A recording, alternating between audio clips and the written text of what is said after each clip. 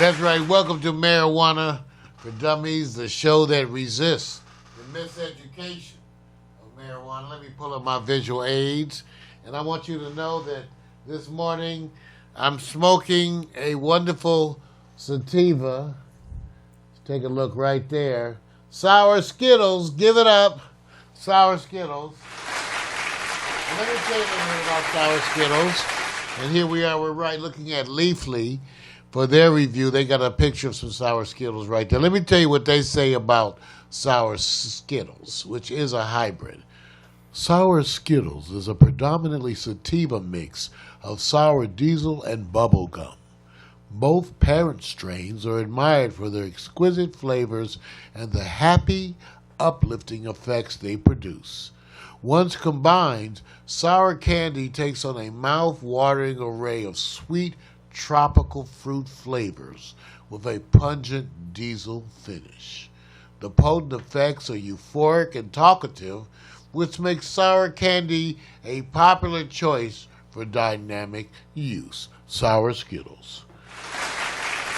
Now, as a wine drinker, I have trouble with some of the adjectives that we use, like it has a very nutty flavor. I don't know. Do you understand? I tell you, a wine has, Vic. If I said this wine has a very nutty flavor.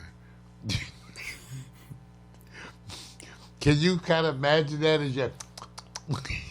I'm not letting you take me down that road. I'm not doing it. Okay, so this one, wait, because I'm saying that because they say that this takes on a mouth-watering array of sweet tropical fruit flavors with a pungent diesel finish. Well, it just smokes like some good weed to me. I don't know about all that. Smoke like some regular old good weed. I don't know if I've had any weed yet that had sweet tropical fruit flavors and a pungent diesel finish. Y'all ever had any weed like that with sweet tropical? Let me hit it again. No, I don't know. There's no tropical flavor. It's pretty much weed, pretty much marijuana, pretty much right there in the middle. I'm not saying that different weed don't taste different, but they all taste like weed. Anyway. Need some water, man?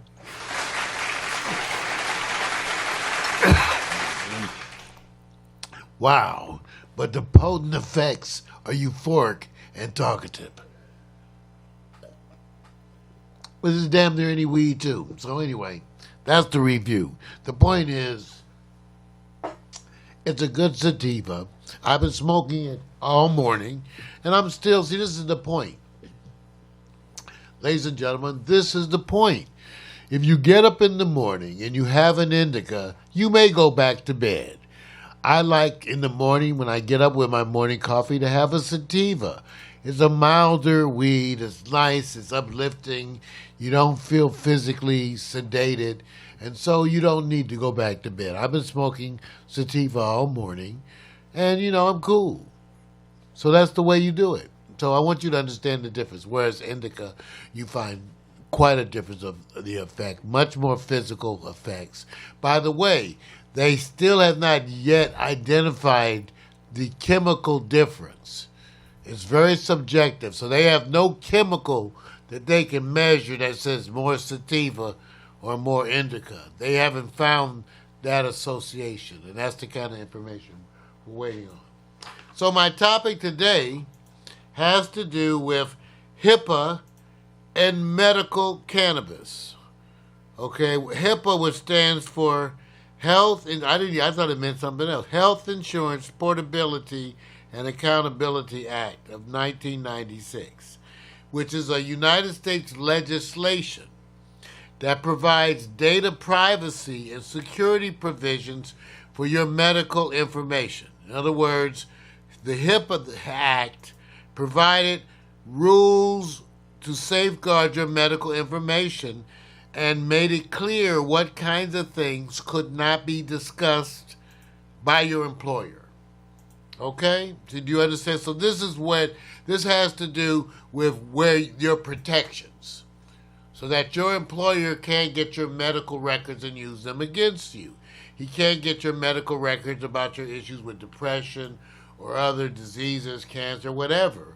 He can't get any of that information and use that against you. And that is the HIPAA. That's been around since 1996, and it's very, very stringently enforced. I can tell you that at Kaiser, they pulled everybody, every doctor, all the workers in the hospital, from the cafeteria to clean up, all of that maintenance, everyone, all the technicians, and made it clear what could not be done and what could not be accessed in that medical record. You would be fired.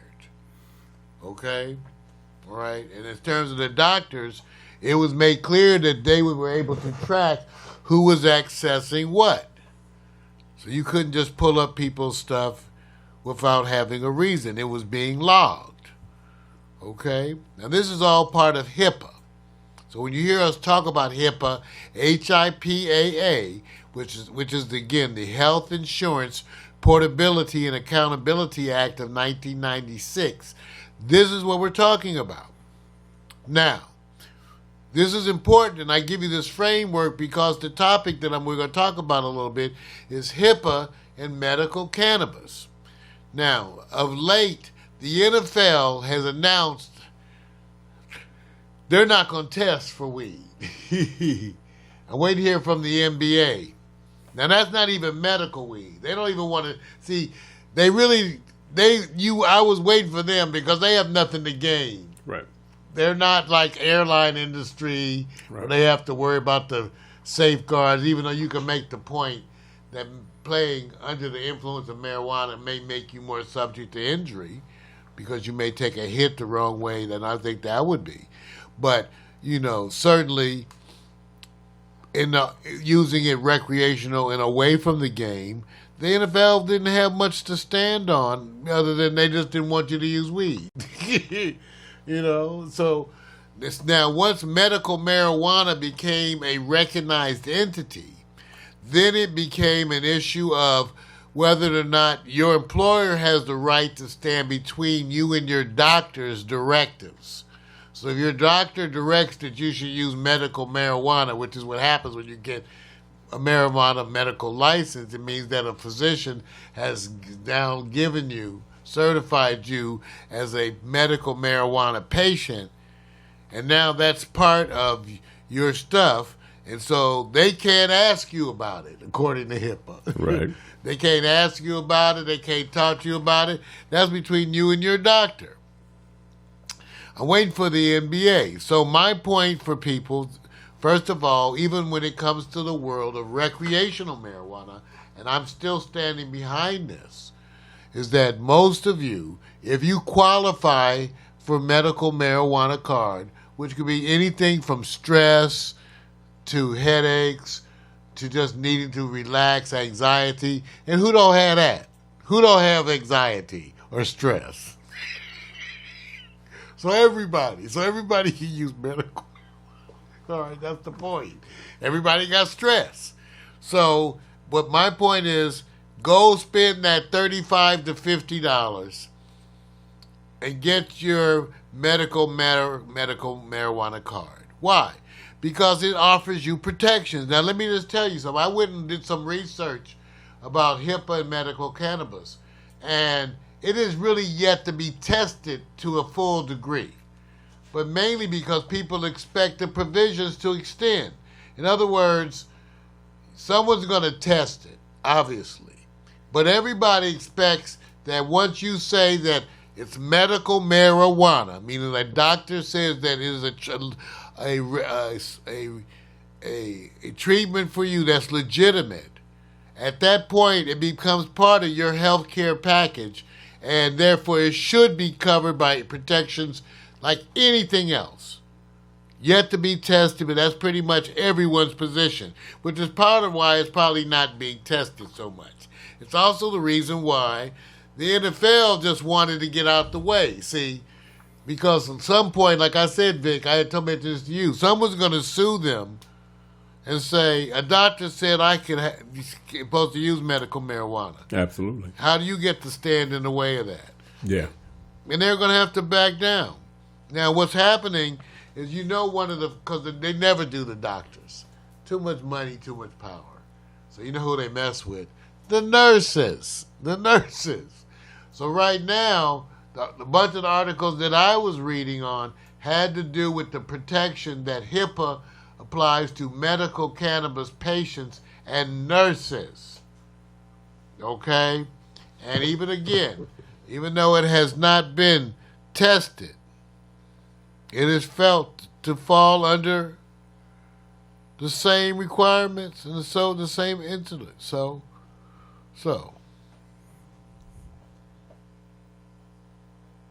let me read you a part from this, and I quote, medical dispensaries fall under the auspices of HIPAA and are required to keep confidential all of the FI, that is patient information, whatever, that is collected during a customer transaction. The information that is given to qualify for a medical marijuana card in the first place is also covered under HIPAA and can't be released without the patient's written consent or a court subpoena. To do so, even accidentally, I told you, would be a violation of HIPAA and would most likely result in a fine. Okay? However, and watch this, if a credit card is used when purchasing marijuana from a dispensary, completely restricting this transaction information is not possible. It is also, so don't use your credit card to buy weed at a dispensary. That information you may not be able to completely restrict access to that.